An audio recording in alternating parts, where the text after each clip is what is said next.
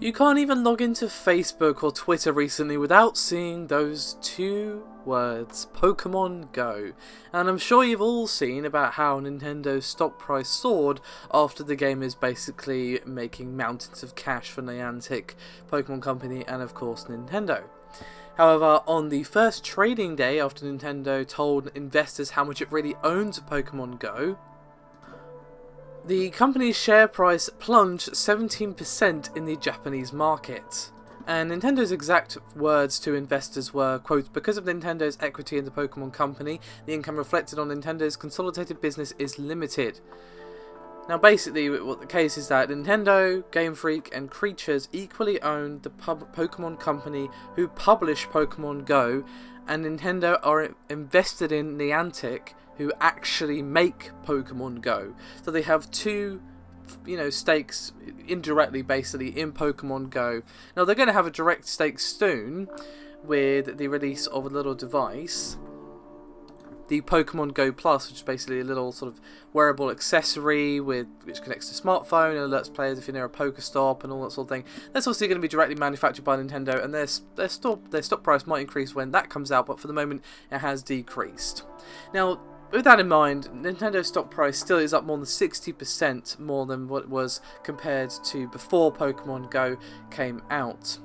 Now, their reminder that they don't own that much of Pokemon Go did help shave about 6 billion off the market capitalization. However, despite the Pokemon Go craze, and they are still getting some money from this, they do own the Pokemon Company and obviously have shares in Niantic themselves. They are still not changing the financial forecast because of Pokemon Go, despite the fact that they're still going to be benefiting somewhat from the insane craze that's happening at the moment.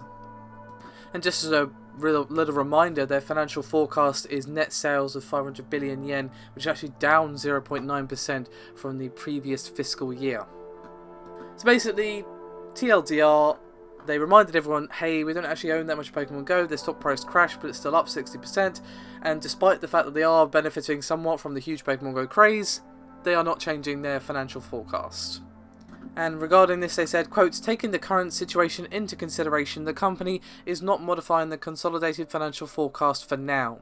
So that might change after the release of Pokemon Go Plus. As I said, that will be all Nintendo, I would imagine. Maybe some will go to Niantic, obviously it's using their application at the end of the day, but most of it will probably go to Nintendo because they'll be building the little device and everything like that.